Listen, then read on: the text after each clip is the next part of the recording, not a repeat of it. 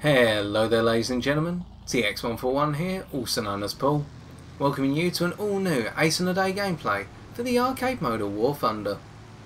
In today's episode, we shall be reviewing the Curtiss P-36G Hawk, an American fighter aircraft coming at a tier of 1 and a battle rating of 3.3. Having already provided you all with a historical overview of the Hawk in general, which may be seen using the link in the top right corner of your screen as displayed now, let us delve into a bit of history behind the G variant in particular.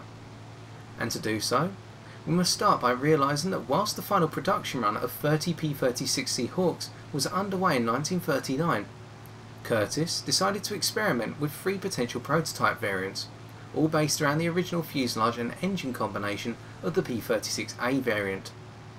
The first was the XP-36D, featuring a pair of 12.7mm Browning machine guns in the engine cowling, and 4 7.7mm machine guns paired in each wing. Additionally, there was the second prototype in the form of the XP-36E, featuring a single 12.7mm Browning machine gun above the engine, and at least 8 7.7mm Browning machine guns spread across the wings accordingly. And finally there was the XP-36F, featuring a combination of one 12.7mm and one 7.7mm machine guns based above the engine, and 2 23mm Madsen cannons, one to each wing. However, with this prototype in particular, the XP-36F, it was found that due to the additional mass of those cannons, the plane was a lot slower than the original P-36A, and therefore in test flights was classed as combat ineffective. Therefore, whilst the P-36 in general saw limited service with the United States Army Air Corps, or the USAAC, the plane was exported under the designation of Hawk 75A to a number of foreign nations. In particular, we must talk about Norway, as Norway was to order 24 Hawk 75A6 variants, which reached the country just before United States President Roosevelt's 1940 embargo on US fighter deliveries to Scandinavia. These planes, despite arriving in time, were not combat ready as of the time of the German invasion of Norway in April 1940. Additionally, Norway was to order 36 Hawk 75A8s, and these were ordered just prior to the German occupation of Norway. Powered by a single 1200 horsepower Wright R1820-95 radial engine and fielding the same armament as the XP-36D, by the time these planes were complete as of January 1941 and ready for export, Norway was already in German hands. Instead, the planes were delivered to the Free Norwegian Forces in Canada as of February 1941. And these planes were used as fighter trainers at the Little Norway training base near Toronto. This training ended as of early 1943, with the surviving 30 planes being sold back to the United States and receiving the designation of P-36G. Nonetheless, 28 of these aircraft were then sent to Peru later on in 1943 under the Lend-Lease program, and that was the final haven of their combat or just lifetime service. As a result, with our history concluded, let us take a look at how the P-36G Hawk handles in War Thunder. Ergo, our gameplay for today is taken from the Airfield Domination map Britain, using the following setup. Omni-purpose belts for our 12.7mm machine guns, as 3 of the 5 rounds within these belts are armour-piercing incendiary in nature. And when you combine these with a decent mixture of armour-piercing and base incendiary rounds in the stealth belts for the 7.62mm machine guns, we realise that we have a very potent combination of armour-piercing incendiary rounds and incendiary rounds in general to penetrate the armoured plating of our opponents, whoever they may be, and eventually set them on fire, especially in the fuel tanks, to lead to some crispy kills. On top of this, we compile a 300m gun convergence due to the fact that most of our engagements are intended to be turn fights rather than more energetic boom and zoom style engagements. And this is not only because of the fact that we have a plane whose performance begins to lock up at higher speeds, but also due to the fact that we have a limited effective range on our 7.7s in the wings, whereby the maximum effective range of these machine guns is approximately 500 metres, much less than the nose-mounted 12.7s that extend out to a range of approximately 1 kilometre. Finally, we are using a 30-minute fuel load, as per the usual, to ensure that we can make it to the end of the game unscathed on fuel capacity. and quickly returning to the concept of the nose-mounted 12.7s. Because of their more effective and longer distance range, this means that when an opponent tries to run from you, you can always open fire at more extended distances, even when your 7.7s might not make the mark. But nonetheless, we digress. And so here we go into a head-on engagement with a P-40 Kitty Hawk, but we are indirect about it. Snap rolling out the way, playing about a bit on the rudder, the aileron tabs and the elevator all in one swing. And whilst we take a grazing hit, we take a further set of grazing hits from a B-25 Mitchell who tries to tackle us with their forward-facing turret and machine guns. At this point, as we come around, we notice a P-47 D-25 Thunderbolt also coming in for a head-on, and so we snap roll out the way once again, but going down towards the ground, playing against their stiffer elevator at lower speeds, whereby the Thunderbolt has just come out of a rather severe climb. At this point, we are using our superior maneuverability in the 2 versus 1 engagement to ensure that neither plane can get a shot on us. The Kitty Hawk comes around but not tight enough, and the Thunderbolt comes up but cannot get the shot onto us as we break up on the elevator. At this point, the P-40's lost enough energy to be forced to come underneath us once again. As the Thunderbolt stalls out, we can pick up our first kill, after a few hundred rounds. And with that being said, we now have to evade the incoming fire or potential fire from the Kitty Hawk, and as we do so they begin to break away, having been able to get a clean shot on us, and now using their superior acceleration and top speed to get away. And we can see here, despite the fact that we are accelerating and almost keeping level with them, the Kitty Hawk's higher top speed means that they can get away from us in the long run. And what is interesting for a battle rating of 3.3, the P-36G suffers from this relentlessly, whereby the majority of the battle rating contemporaries you will face will be able to outrun you on the level or in the midst of a dive. And this is what steers the plane away, in my opinion, from a boom and zoom style approach, due to the lack of a top speed by comparison with its adversaries. Here, however, we use the P-400 climbing out of the spawn to act as a buffer, using them to make the P-40 Kitty Hawk think that they have the confidence to come around for another 2 versus 1 engagement. At this point, we are using our overall control surfaces and maneuverability at low speed, i.e. below 300 km an hour, descending to 230 km an hour, in order to ensure they cannot get a clear shot at us, and neither can the B-25 Mitchell coming out of the spawn. The P-400 has already broken off, and the Kitty Hawk comes down after coming around on their rudder in the midst of a hammerhead to try and get a shot, but we snap out of the way once more, breaking out to the right, and this means we now have the ability to shred the Kitty Hawk finally, after a couple of minutes of dogfighting, leading to our second kill. So essentially we still have the overall maneuverability that the P-36A and P-36C variants of the Hawk have demonstrated in the past. But what's the difference? Well, what is interesting is the speed at which the control surfaces now begin to lock up. We noted in the P-36A, if I remember correctly, that the lockup was approximately 350 km an hour. Meanwhile, in the P-36C, this lockup came at 300 km an hour. In the P-36G, this lockup comes at approximately 360 km an hour, being a higher threshold. This means that you do have some more manoeuvrability with increasing speed, although the rate of lockup is the same as the other Hawk variants. It's very fast, and by 450 km an hour, your control surfaces are incredibly stiff, most notably in terms of the ailerons, whereby your ability to roll is confounded to a maximum possible extent. And this is what causes the plane to struggle in the boom and zoom style capacity, whereby it does not have the ability to roll onto a target if they decide to try and evade you after spotting your incoming pass. Nonetheless, here we go into a mild dive to ensure that the B-25 does not come for the head-on, as we have already received 2 head-on passes from B-25s. And so instead we come up underneath the B-25, who seems to be engaged by one of our friendlies, or at least enticed by them, and set their right wing on fire. Once again we break out, putting ourselves right in the firing line of their rear pair 12.7mm machine gun turret. But here we are emphasising the decent durability of the P-36G, whereby its frame is able to take hits from most machine guns, with the only exception perhaps being the Russian 12.7mm machine gun, the Brezin machine gun, whose incendiary rounds has a very good chance of setting the P-36G on fire within the first instance. And this means as the B-25 Mitchell tries to break away, they now have suffered extreme tail damage and no longer have the ability to control the elevators nor the rudder.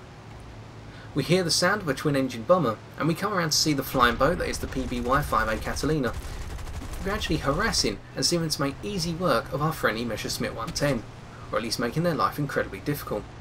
So we knock out the Catalina's tail control, and finally our friendly Messerschmitt can pick up the kill, and so we pick up our first assist.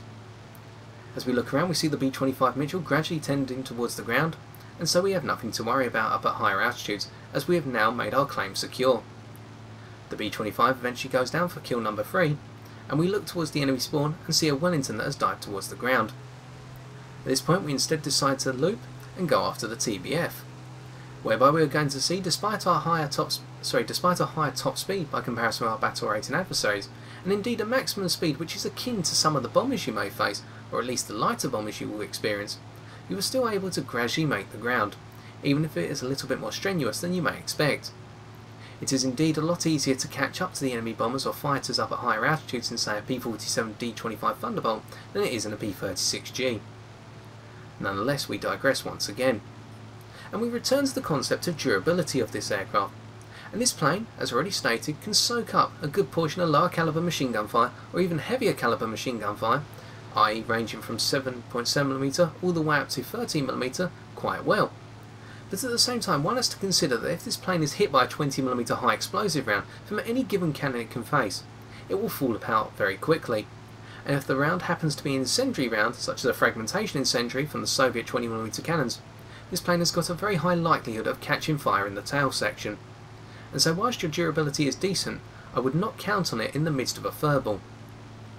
Nonetheless, as we look around we can see the TBF is now breaking up after dropping bombs on our friendly ground units.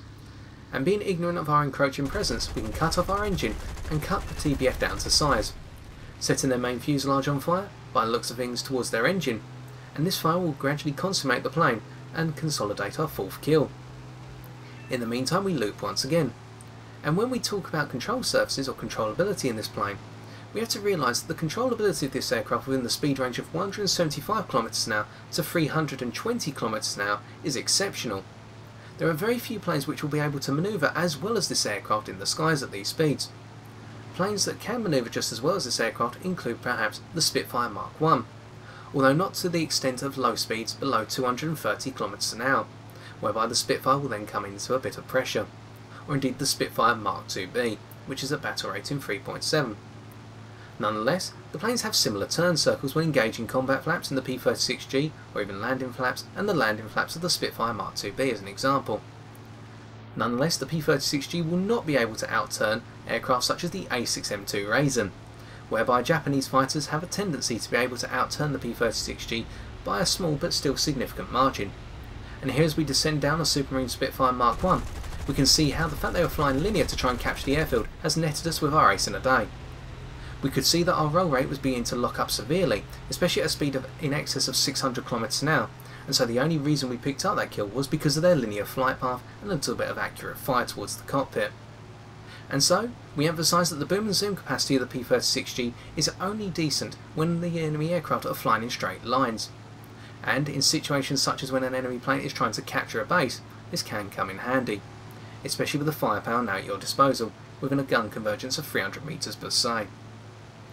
And so when we come back to manoeuvrability, we have to realise that the rudder is incredibly powerful in this aircraft, and remains so at all speeds. The elevators are solid, and will be able to respond accordingly, all the way up to approximately a speed of 500 km an hour when they begin to cease somewhat. But it is the roll rate at 375 km an hour which begins to lock up horrendously, and so we can see that straight away higher speeds are not suited for this plane, as already echoed and demonstrated over the course of this review. When we talk about altitude range then, as we've already talked about the ideal speed range for this plane, we have to realise that whilst the climb rate of this plane is alright, the plane prefers, or so it would seem, medium altitudes, whereby within an altitude range of approximately 2,500 metres to 4,500 metres, this plane will handle very well. At lower altitudes the plane continues to handle well, and as we pick up our 6th kill, we have to realise the point that the plane performs well at lower altitudes, but due to its lower acceleration, especially above the speed of 300 km an hour, this plane will not be able to escape furballs as easily as some of its battle rating contemporaries, such as the Focke 190A1. And so this puts the plane, with its rather questionable but alright durability, at risk to some extent. Moreover, within these altitude ranges, you have the capacity to bring down any enemy aircraft you can face, so long as you can get in close to them, and even have the opportunity to take down the enemy bombers or harass them to a point where they will dive out of your line of fire, as we saw with, say, the TBF Avenger, or indeed with the B-25 that we shot down accordingly. And with that being said, let's just take a look at the post-game stats.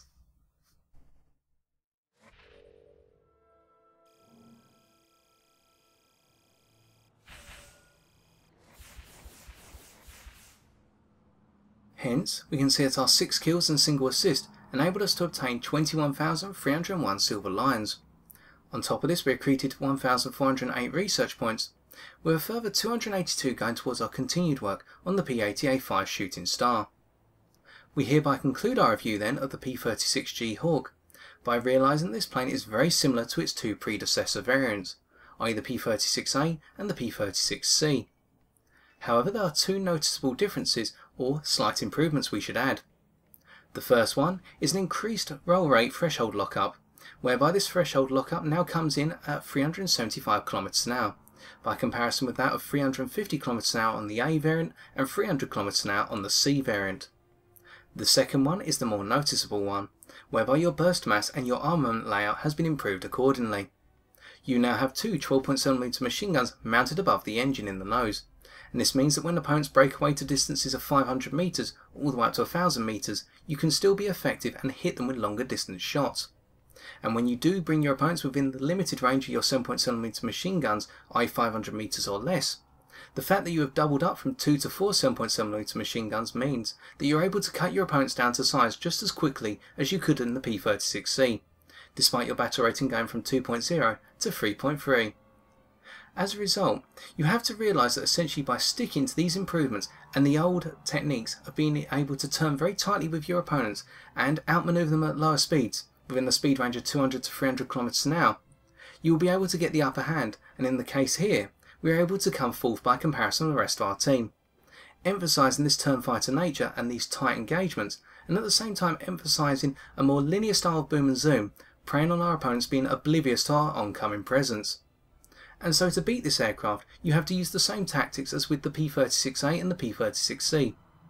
Either hit it with 20mm cannons or high caliber at longer distances, or attack it from an altitude and energy advantage position, whereby the adequate climb rate of the P-36G Hawk and its limited acceleration above a speed of 300 km an hour means that it will not be able to catch up to you in the zoom climb, and you can continue to whittle down its energy state. Nonetheless, if you're looking for an American fighter which is able to cut tight with its opponents and outmaneuver them in the skies over any given battlefield, then this true little underdog at a battle rating of 3.3, the P-36G Hawk, is the fighter for you. And so I've been TX141, and if you've enjoyed this video, why not leave a like, comment or subscribe for future War Thunder videos on my channel. Yet until next time, ladies and gentlemen, take care and good luck in the skies!